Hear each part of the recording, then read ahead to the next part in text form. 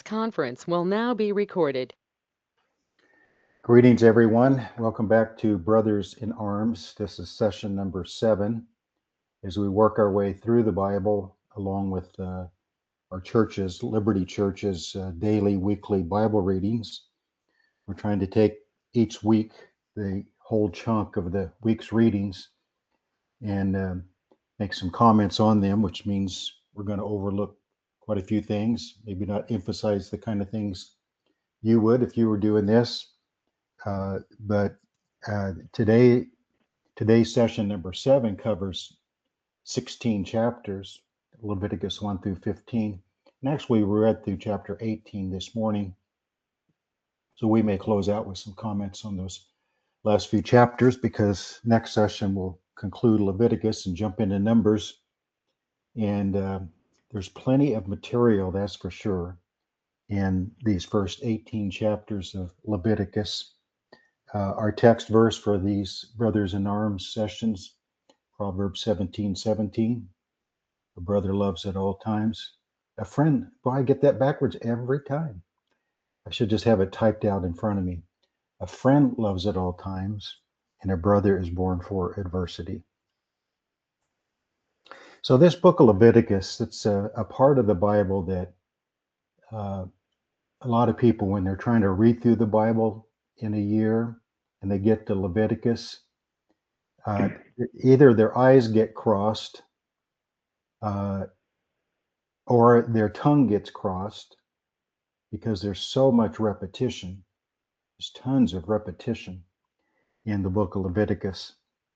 And it almost seems like you're reading the same thing over and over. Of course, it's the uh, third book of the Torah, the first 5 books of the Bible, the writings of Moses.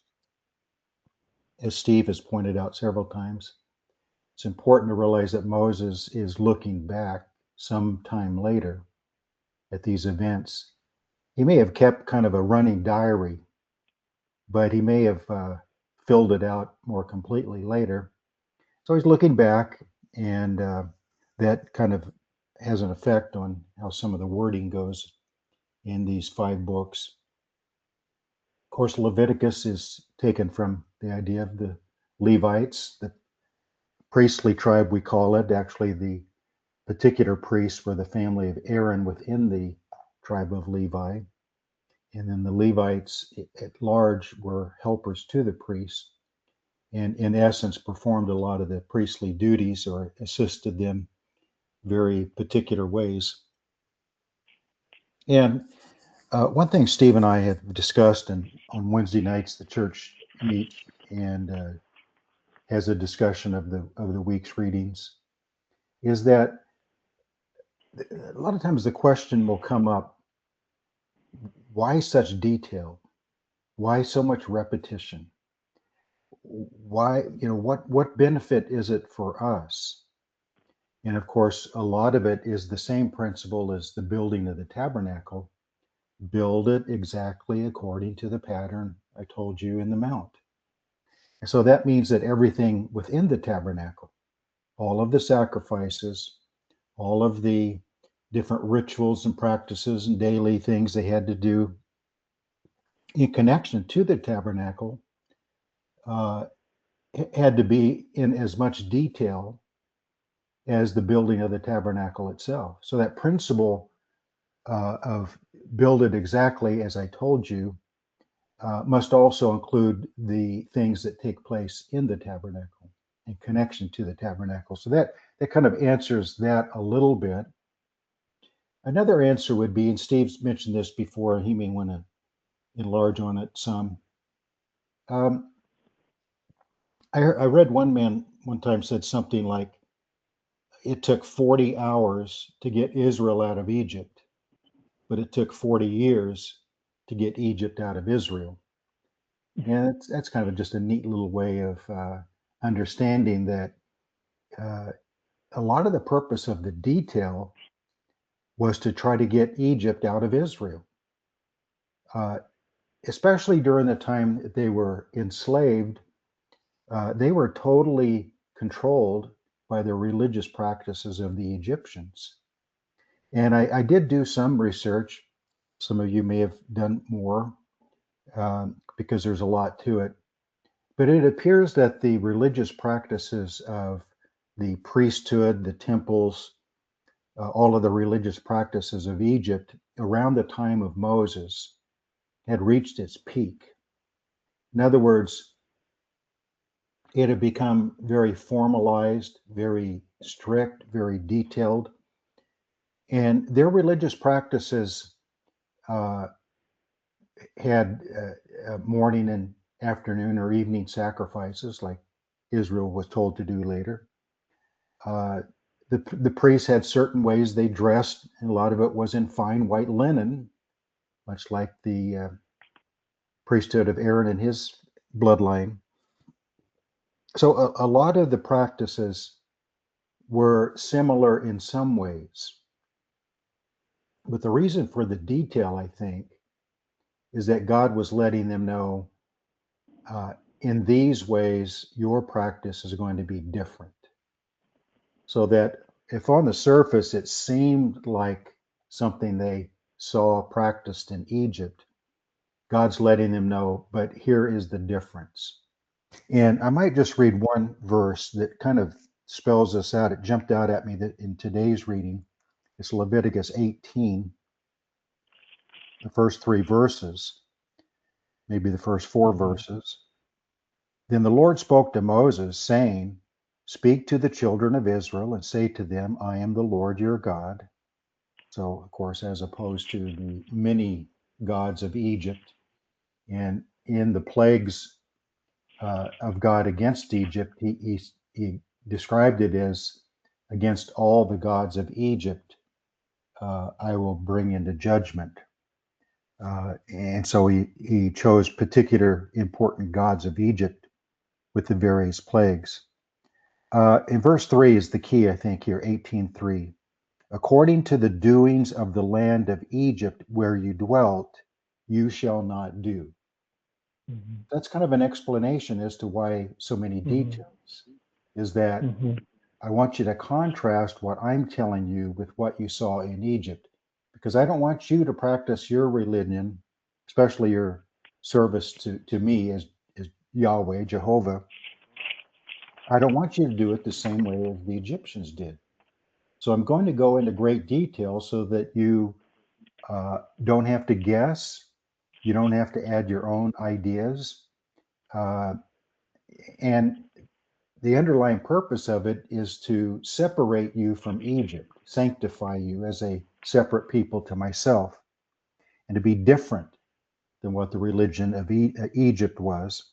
Then he goes on to say, and according to the doings of the land of Canaan, where I am Mhm. bringing you, you shall not do, nor shall you walk in their ordinances. So God knew the kind of religious practices of the people of the land of Canaan. And so his instructions in all of this great detailed repetition was to emphasize, I'm setting you apart from the nations around you, and it's going to be different. And here's how it's going to be different. So I think that helps explain a lot of people kind of get frustrated. They're reading through all this repetition, all these details, and they're thinking, what's this got to do with me? Well, what it has to do with us is God is still trying to teach us the same thing, to separate us from the man-made religions of the world, to set us apart from the heathen practices of false religions and even false Christian religions, which in many cases looks very similar to what God instructs us to do. And so we need to see the differences and to see ourselves as a set apart people. Of course, the Egyptian religion was polytheistic, many gods.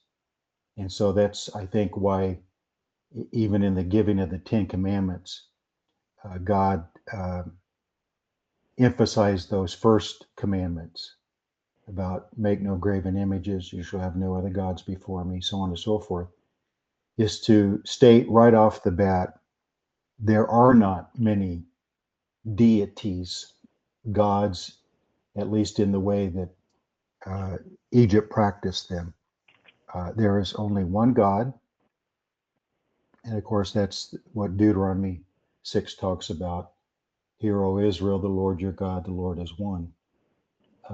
And so again, it's just a way to distinguish, is a good word, to distinguish the religion God was establishing for them that was different from where they left and different from where they were going. So it's kind of a little introduction. You have anything to add to that, Steve?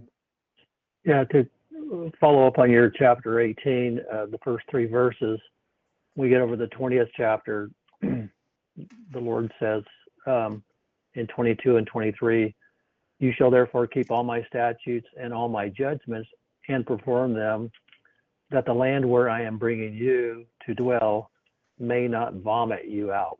I mean, that's pretty strong language. Vomit you out. And here's the reason, verse 23. And you shall not walk in the statutes of the nations which I am casting out before you, for they commit all these things. So we go through this long list of things, impurities, especially chapter 18, all the sexual sins and perverted sins. In fact, in chapter 18, we'll read words, strong words like the Lord says. This is perverted practices, it's perversion. It's an abomination, he mentions multiple times in chapter 18 to commit these things. And then verse 17, he calls it wickedness. All these things are wickedness. So, we read these list of things, and in our lifetime, and those folks that'll be watching this podcast will say, well, those aren't challenges for me anyway. But they are challenges in society, and society does and can have an effect on God's people. And we are to still, even today, in this day, protect the ordinances and the desires of God for mankind and for his creation and for his people, and not even come close to some of these sins mentioned in chapter 18. And again, you hit the point. They had saw that practiced in Egypt, and they will see that practiced in the land of Canaan. And you're to be different than them. I'd kind of like to talk just a minute too, as we're kind of segueing off your comments. We remember that about 2,500 years before this, that God and man had close fellowship in the garden. They walked in the garden together, they talked, they communicated, and that got all messed up with sin, as we know. But when we think about the book of Leviticus, if we can kind of think about it as God's desire to again have some fellowship again with his creation, and especially with his new corporate family, Israel. At this point, he is now making a way that they hadn't had for a long time, as individuals or even as a people, a visual way to see his presence, and then kind of segueing chapter 18 and chapter 20 that we mentioned some of those verses about I'll vomit you out if you do these things that are abominations and so forth. It's because God now starts calling them, he starts saying fairly regularly, I am holy, and be ye holy. So be ye holy as I am holy. I am the Lord your God, I am holy. So we start seeing that repeated fairly often as they now move forward as a people that now have some ability to have fellowship with God in a different way than they had in their lifetime and in their parents and grandparents' lifetimes too. So this whole holy, God is holy, therefore you need to be holy, involves the place. So God provided the ability for them to have a place to where he can have his presence, to where they knew his presence was there. It was a place that was in the very center of all their tribes. In order for anybody in any tribe could look and see the tabernacle when it was set up in the tent of meeting. When it was set up, not all could view the inside, and not all could go inside. So there's still limited fellowship to that place and in that place. But is it the place to bring your sacrifices and offerings? We've read that a few times. We read that today in today's Bible readings about the place is important to where you bring these offerings and sacrifices. But just as Moses was the go-between when he received the law on the mount, so there is still in our reading today and throughout the history of Israel, there still needs to be a go-between or a mediator between God and man, God and his people. That mediator, so we have the place, we have the opportunity for sacrifices, but we still need a mediator, and that title was given as a priest from the tribe, or from the line of the tribe of Levi, but specifically from Aaron's family. And even we've had in our readings this week, they had to be specially anointed and washed and presented before God inside the tent of meeting and inside the tabernacle. And so, be ye holy because I am holy. All got messed up in the garden, and God is making a good way for that to be fixed. Now, as you were mentioning some things earlier, I was thinking that still within the tent of meeting and then the holy place and the holy of holies, there's, we could talk specifically, and some of you have studied it out, and talk about all the things that are before the holy place, the things, the laver, the altar, the light, the table of showbread, all of these things. So in the garden, Adam had some direct fellowship with God. After sin, there are a lot of things that are required before coming to the holy, the place of where God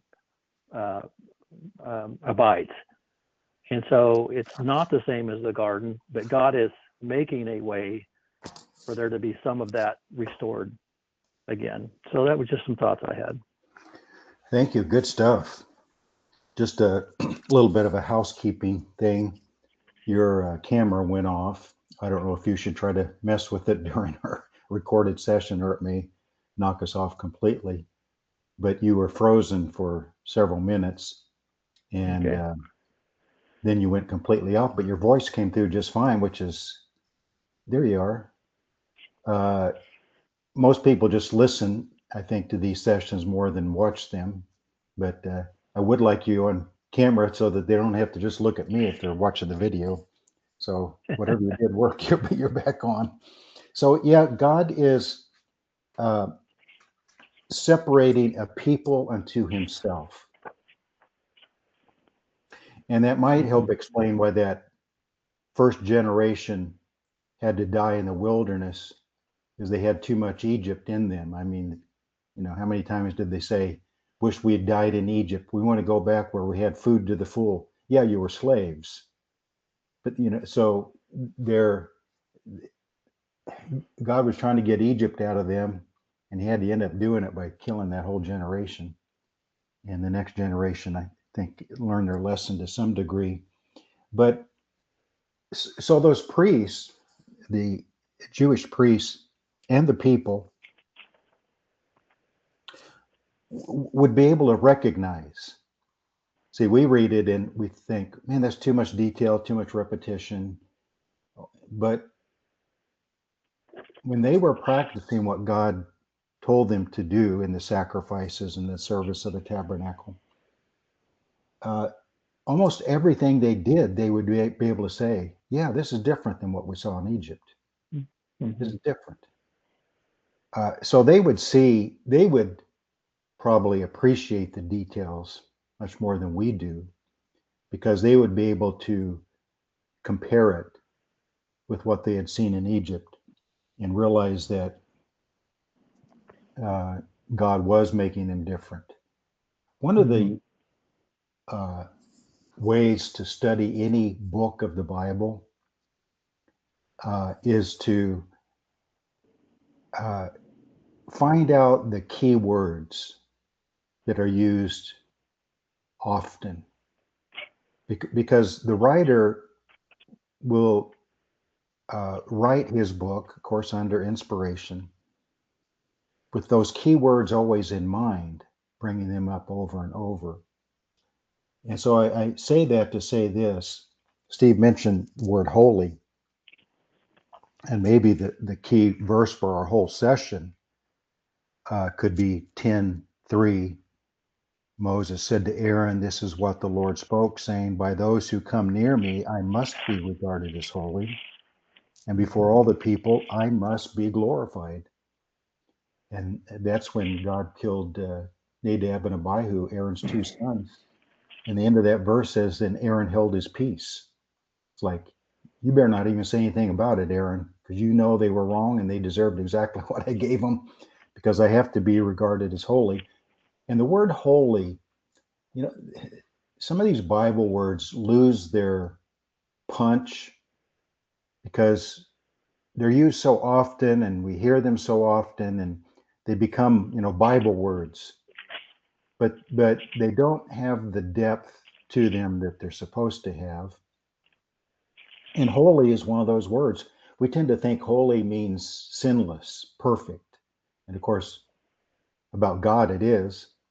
But when it's used about people, when it's used about sacrifices and all that, it really carries more the idea of set apart. It's very much like the New Testament word sanctified, sanctification, to be set apart. And this word holy is used 90 times in the book of Leviticus. So one way to look at the book of Leviticus is to study that word holy as it's used throughout the book. And it's the Hebrew word kodesh or kadash, Strong's number 6942, if you ever want to study it out. And it's also translated in the Old Testament as sanctify and consecrate.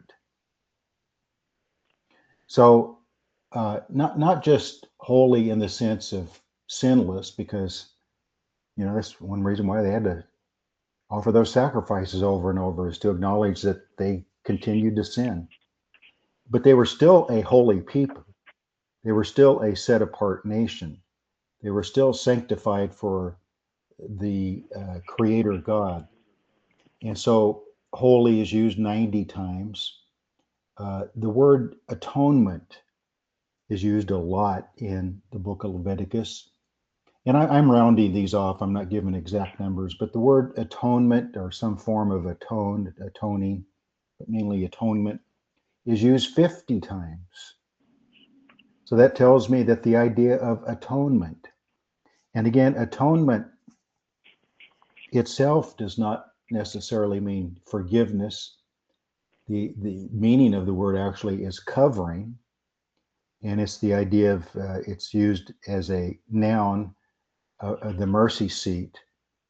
And so the mercy seat, when the blood was applied on the Day of Atonement, covered what was inside the requirements of God, the Ten Commandments, the demands of God. And so the idea of covering is really important, atonement. And the whole chapter on the Day of Atonement, chapter 16, is really important to study. Because one mistake that is made, I think, in Bible interpretation is that we look at these ideas in the New Testament, especially like in Romans. I'm doing a study in Romans right now, so it's fresh in my mind. Is that we apply these, or we tend to apply these only to individuals in their first moment of faith when we come into the New Testament. And Paul talks about atonement, and he talks about propitiation, the idea of atonement. And yet, it's really important that we get the foundation for these words and terms and ideas as they were used in the Old Testament, as God gave them with that meaning he had for them. So the idea of atonement in the book of Leviticus is primarily dealing with uh, the idea of setting apart a holy nation unto myself. And they were to see it that way. Now, individuals had to bring the sacrifices for themselves and for their families. But a lot of what on the Day of Atonement, uh, the high priest offered on behalf of the whole nation in atonement. So it's important to keep that in mind. So the word holy is used 90 times. The word some form of atonement is used 50 times. The word blood is used about 90 times. So blood is very important. You know, we say that the religion of Israel that God gave them was a very bloody religion. And yet, again, just like the laws were partly intended so that everything they did all day long, whether it was connected to the tabernacle or just in their property, their home, their family, everything they did was to remind them about God, because God gave so many laws about so many individual particular things. He wanted them to keep him in their mind and heart all day long. And in Leviticus, blood is so important. The blood of the sacrificial animals, the blood sprinkled on the people, on the furnishings of the tabernacle, on the priests. Um, all of that's really important. And then the word washing is used about 40 times. Mm-hmm. The washing of the animals, the washing of the priests, the washing of their garments, the washing of lepers. Everything was, and I didn't count up exactly. I just glanced real quick in my concordance. The word water, and just a glance of that looks like it's 25 or 30 times at least, which would be natural because that's what they washed with is water. So blood and water, blood and water, blood and water, which is so important to us still today, is the purpose of blood and water in the forgiveness of our sins, the cleansing of our spirits, the cleansing of our lives, the cleansing of our garments, so to speak, as priests, is all connected to that idea of washings. And so they had their, we call them mikvahs, which is the ceremonial washings that later kind of enlarged itself to be practiced by everyone who would enter the temple and to bring sacrifices. And so uh, many people misunderstand when John the Baptist came on the scene, started performing immersion baptisms out in the River Jordan. There's probably a majority, I would say, of Christian type people who read their Bibles, go to church, claim to have a faith in Christ, uh, think that what John was doing was something brand new. But it's not described that way at all. No one was surprised. The only surprise was he wasn't doing it in Jerusalem near the temple, in the ritual baths that they had around the temple. He was doing it far away from the perverted Jewish religion that had become corrupt. He was out in the River Jordan, showing that they needed to come back to their beginnings of where they crossed over with Joshua.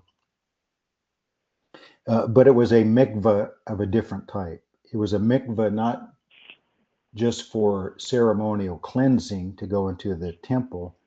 It was for the purpose of connected to repentance, the need to repent and be forgiven, and express this by receiving John's baptism and walking in newness of life, by having received the truth that Jesus was the Messiah that had been promised. And so all of this, all of what I'm talking about has deep, deep roots in the Old Testament as they were at Mount Sinai, even before they came into the land. God was describing all these things that are then directly, at least in principle and in practice, carried over into the New Testament teachings. So anyway, that's my little sermon for today. Anything you want to add to that, Steve? I just thinking as you were going through that, a lot of good information to consider, especially when we bring it over to the New Testament. And, just like Aaron and his sons had to be washed often, we get that picture with Christ and his disciples and how he told them, I need to wash you, not in order to become my servants, or not in order to become, we would say today, saved, but in order to, you're going to get dirt on yourself in this life, and you need to allow me by the washing of the word to wash you often. So a lot of good thoughts we can springboard off from the practices in the type of requirements required by God of the priest and of the people of God. If we even read some of the offerings and sacrifices would entail the person that brought it would wash the pieces in the water. And in many cases, it was wash it in running water. So apparently a pitcher of water or something would have to be poured over the animal that was being cut into, or the bird in some cases that was cut into. So a lot of good springboards that we can run with on thoughts to carry that over to the New Testament. Before we get too far, though, I did wanted to mention towards the beginning that another way to look at, something to consider as we're going through the book of Leviticus is it only took about a month of time for the book of Leviticus to be for all of those requirements of God that he laid out to Moses, sometimes Moses and Aaron, but in every case from Moses to Aaron and his sons, so they could become teachers of the people. These things we read about, the majority of them have not been done yet. This is what's going to be required moving forward. But in that 1 month period, so in the first month of the second year, they put up the tabernacle. And when we get to Numbers, the first chapter, it's going to be the second year, the second month. So the book of Leviticus covers a month, maybe 40 days, if we want to kind of stretch it out. So there was a lot that Moses had to comprehend, write down, share with Aaron and his sons, then called the people together to share that with them. So we feel like we're reading the same thing over and over, but it was the same pattern as was laid out in Exodus. The man of God got the information from God. The man of God shared it with those in leadership positions. Then Moses and those in leadership positions, the priest in this case, were to share it then with the people. But what I wanted to mention, apparently in that 1 month period, chapter 8 and chapter 9, and then chapter 10, where Nadab and Abihu offered strange sacrifice and were killed, there was a lot that happened in that month. I mean, there was a whole lot. This was the first time. I mean, they had been anointed. They were to offer some sacrifices. There was some joy because of what was going on, and people saw that was going on. Nadab and Abihu maybe got carried away, maybe had no excuse because they just were told specifically the details of God's requirements, and they did something on their own, in their own way. But when we think about that, that seems pretty harsh. It seems pretty abrupt from God. But this is right at the beginning. This is no joke. It's going to be my way. I am holy, therefore you're going to be holy. My things will be holy. My guys, my priest will be holy, and you are to become a holy people. And oh, by the way, you just got a big visual of even the priests who are anointed that chose to do it their own way. Fire comes out of heaven and destroys them. What a visual that they would not forget for a long, long time. And that got So their that was, attention. that's got their attention. It got their attention. Hey, before we go too far forward, too, I wanted to mention last week, I mentioned about the acacia wood and it needing to last for a certain amount of time. And I mentioned it needed to last at least 400 years. Then I kind of double thought myself, no, it'd last 40 years. Then after our podcast, I started thinking about that. No, it lasted. It needed to last. The 40 years of transporting it through the wilderness was a short time compared to what it lasted. It lasted all the way up until the time Solomon built the temple in some form. And so 480 years, if you kind of do the math.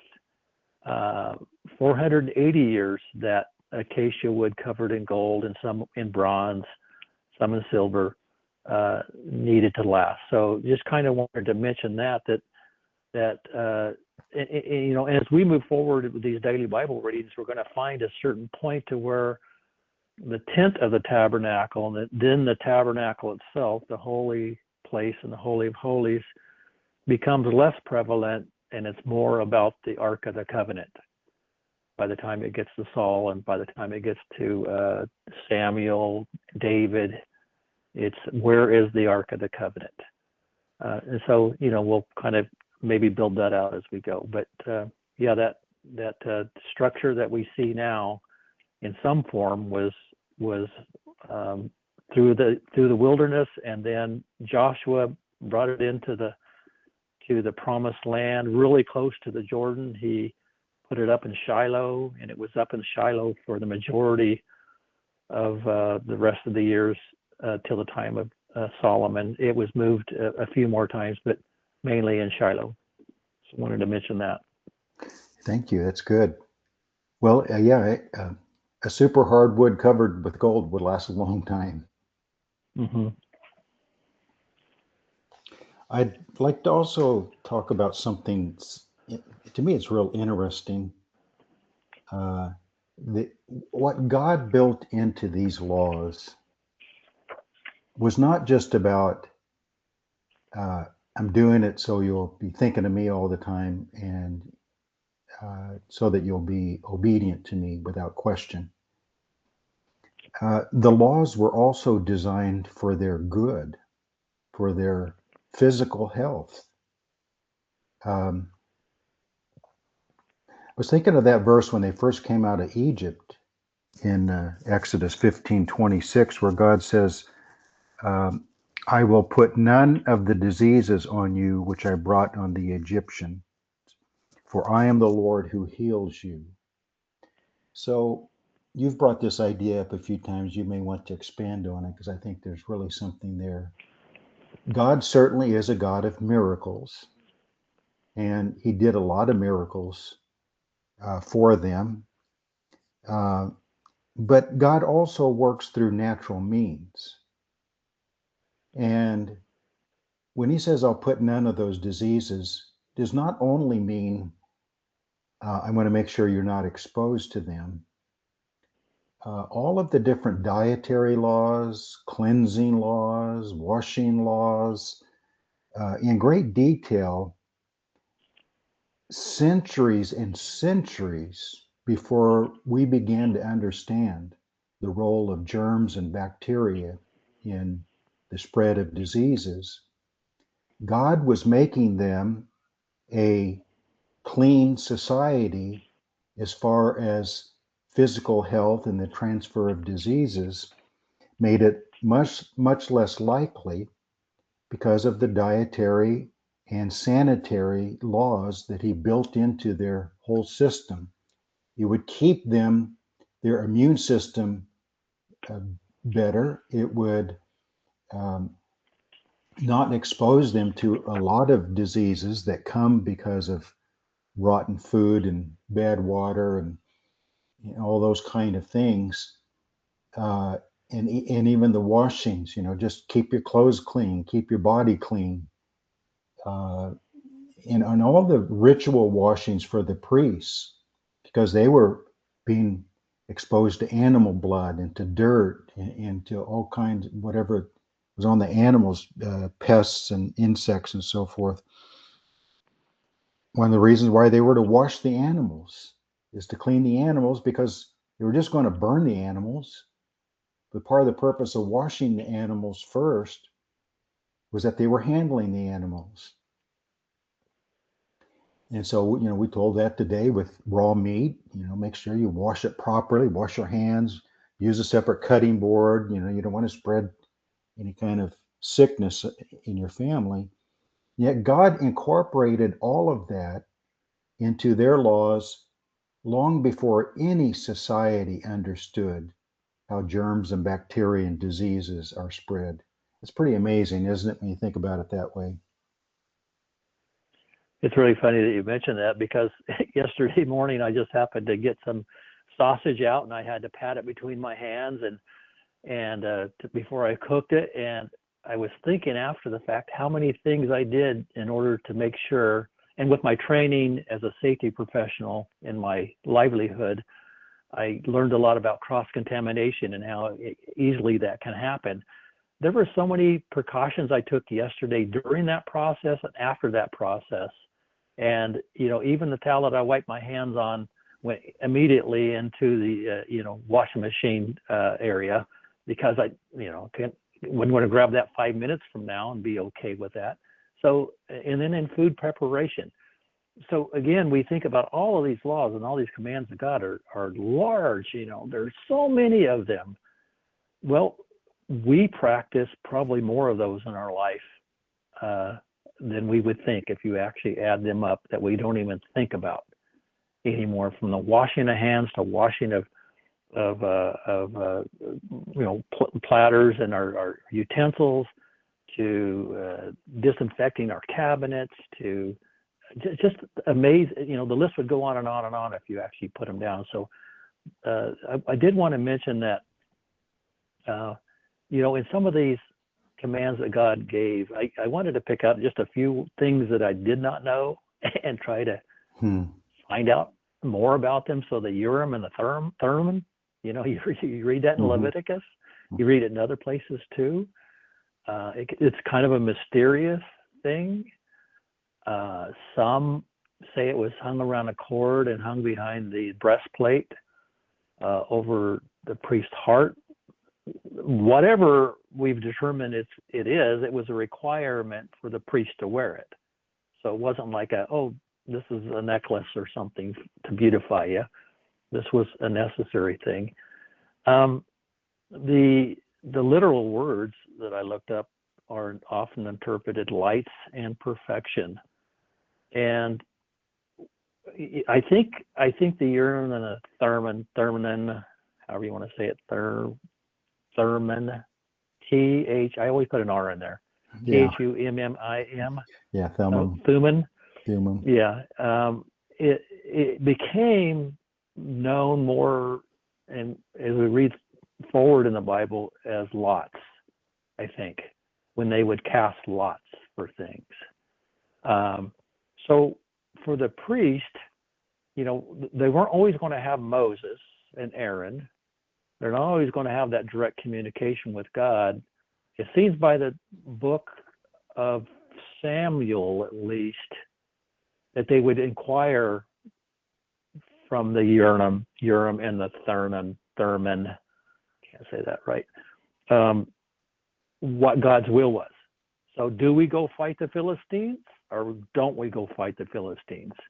So that's why some say it was hung around a cord around the neck and actually was in a maybe leather pouch. And the priest would then inquire from God and then reach in the bag without looking and pull out one of the stones. And one of the stones would represent, yes, we do go fight the Philistines. The other would say, no, don't go fight the Philistines. Or maybe it was between two people. Do we choose, this guy or this guy for that position? The inquiry would happen, and you would reach in, and so whether that has been something that it became, that God didn't intend for it to become originally, we don't know. But I did read that Josephus, by the time he wrote some of his writings, he would use it in the place of the word Lot in some of his writings. Vice versa, he just he would use Lot or use Urim and Thummim. So I thought that was interesting. And the other thing that we read in Leviticus quite a bit about the material is the warp and the woof. The warp and the woof is like, what is that? And then that's just common terms, especially at that time, and even carried over to this time in making garments, whether of wool, whether of linen. If you're on a loom, it can mean the material or the yarn running up and down versus the yarn running right and left. So in the whoop or in the warp, if you find these type of molds and mildews, back to your point a while ago, it doesn't matter where it's at. You're to do certain things to try to correct that. Now, what I want, kind of my final thought on all of those requirements around if it's in your house, if it's in your tent, if it's on your clothing, what they had to go through to correct that was difficult. It took some time, and it required some work to be done, and it required the priest to get involved.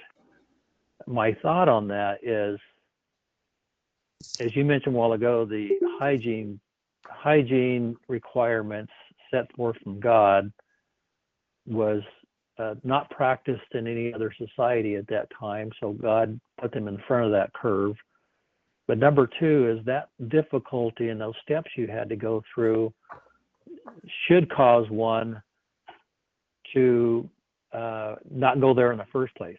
In other words, maintain your clothing, maintain, it says when you come into the land of Canaan and you start, and I give you the land for possession, and you start building houses and you start seeing the mold and mildew on the walls, you have to scrape the plaster off, and you remove the stones and you put them outside, and you have to bring new stones in and replace them. All of that took a lot of work. Well, really what that should cause is for the Lord's people to not, to try to allow that not to happen in the first place. So it was a learning curve for them, especially in their travels, to fold up that tent material and all that material for their houses when it was wet and damp. Learn how to air it out, learn how to dry it out with fire, learn how, just learn how to keep it from happening in the first place. So the difficulty that they had to go through should cause them to, I don't want to do that again. I'm going to maintain it. And by maintaining it, they maintain their health also. That's just some things that crossed my mind as I went through all those whoops and warps and so forth. Yeah, all of it just teaches kind of similar themes about a holy God. He's wanting a holy nation. He wants you to be different than the nations around you. It's for your good, for your physical health, for your spiritual health, that the laws were not to be seen as a burden only, because as you said, some of them were kind of difficult to carry out. Mostly if you had done something wrong, then you had to do quite a bit to correct it. So it's better not to do it than to have to correct it later. But to see all of God's laws as a blessing. He's organizing a nation on how to operate within a particular piece of land. So they needed a government, they needed a government structure, they needed laws to go by to operate as a nation. And he gave them the kind of laws that were going to not only be to their benefit on every level, but also part of it was to separate them from the nations around them, but in doing so, to be a witness to those nations around them. So all of this would be a testimony to the nations, because maybe there'd be an outbreak of bubonic plague, or an outbreak of a terrible flu bug that was killing a lot of people, or whatever disease you want to mention, and then they'd realize, how come those people never seem to get sick? How come their health seems to be a whole lot better than ours?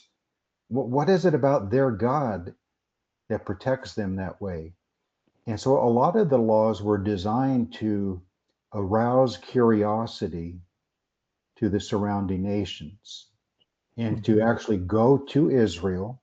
And these chapters, a lot of these chapters talk about the stranger who comes among you, to inquire, why are you better off than us? And we could even add to this, I just talk a minute about, because I've thought a lot about the value, the blessing, the help of God establishing the Sabbath day for them. To think, especially back at that time when you needed to work every day just to feed your family. You need to go out hunting. You need to work in your crops. You needed to go out and harvest whatever you could from nature. Uh, it was just kind of a daily survival for most people in history. And yet God told Israel, I want you one day out of 7 to do none of that. And so the Sabbath was partly designed, just like the manna double portion coming on the day before Sabbath, to trust God. Trust me, I'll take care of you. But the idea in general of, you mean 1/7 of the week you rest? How are you going to survive? I mean, what if you don't have enough food stored up? What happens if the day before you couldn't find any animals to kill, or any crops to harvest, or any of that? How are you going to make it? You're going to go hungry all day? And so the Sabbath was not just designed for Israel's benefit, but also designed as a witness to the nations around them. Not only, why don't you get sick near as much as we do, but why are you better off? Why do you have more food? Why does your life seem happier and more fulfilled when you take one day a week off? While to us, every day is the same. We just got to try to get enough food and survive for another day and so forth. But in that Sabbath practice was the day they would do what Deuteronomy 6 and 7 says. They would gather their families around them, and they would write down the laws. They would have their kids write down the laws. They would have their kids memorize.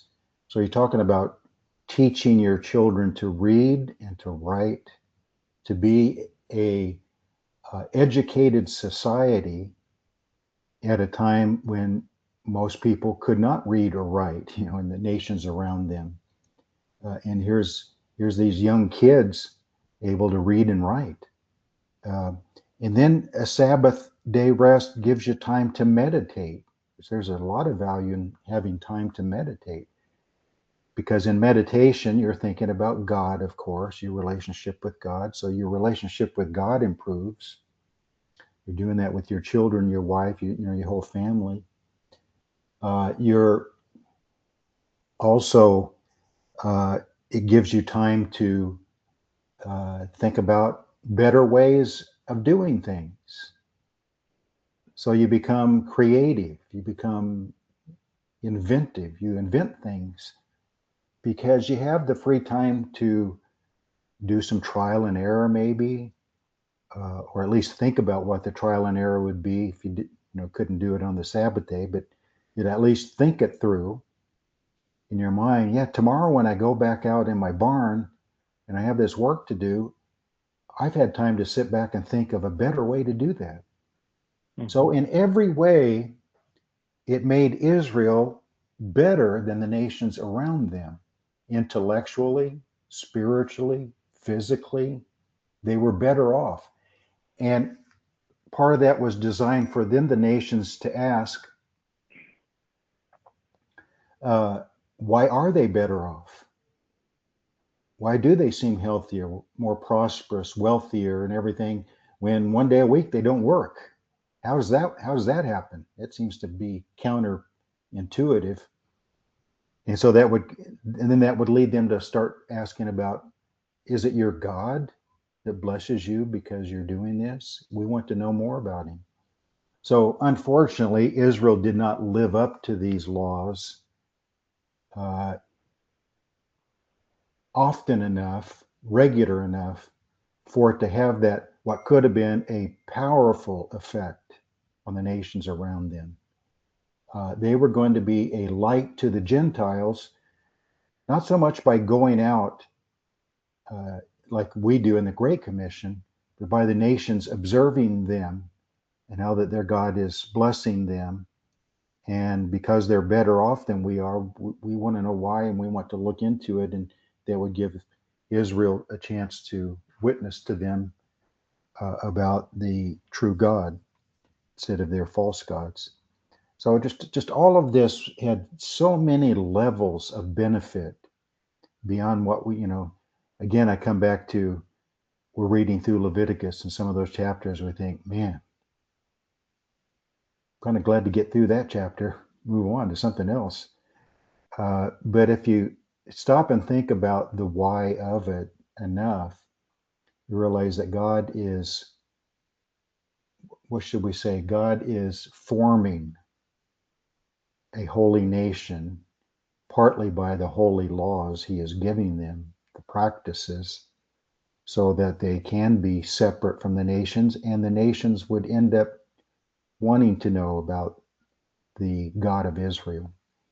So hopefully, in what Steve and I have said today, kind of gives you a better impression on a book like Leviticus, and that there is a really there are many positive aspects to all the details of these laws that sometimes we just kind of overlook and think that God's being a bully because he's given them laws to cover every single thing.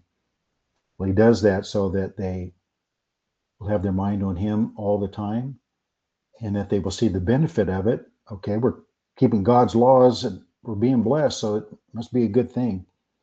And then, of course, as I said, the witness to the nations around them. So anyway, that's another little sermon, but anything you want to add else? That was very good information, because again, if they would recognize the blessings of they have better health, they have less challenges, the mortality rate is probably higher, they lived longer, their children didn't die like some of the other nations did. So just a lot of benefits. And if that's a great way to look at the Word of God, is not seeing it as a bunch of restrictions on what we can't do, but the things that he gives us to do and the things he asks us to refrain from, they are for our benefits. They were any society that just tries to live by godly principles laid out in the Word of God, it may not gain them, well, it will not gain them anything more eternally if it isn't a heartfelt spiritual belief, but just a society living out the general practical Word of God and applying it to our daily lives will be a better society for sure. But anyway, some great thoughts that you shared. I appreciate it. So we still have a good part of Leviticus and then into Numbers next week. So we may circle back and pick up some things we overlooked today. But I think what we brought up is maybe an overview of Leviticus that will help you when you're reading the details to realize there really is a benefit, a value, what God is doing for them. He's wanting to bless them. And he said, you follow these laws, you're going to be blessed just naturally. You're not going to get sick as often. You're going to be wealthier. Your kids are going to be happier. They're going to be intellectually better than kids in other societies. So don't just see it as you said, restrictions or commandments, but there's a blessing attached to these laws that is often overlooked. Any final thoughts you want to say today before we sign off for this session? Well, I mentioned to you a few days ago, if some of you listeners out there have a good handle on or have built some good material on all the different offerings and sacrifices that were required, and have them some type of format that's easy to read and understand.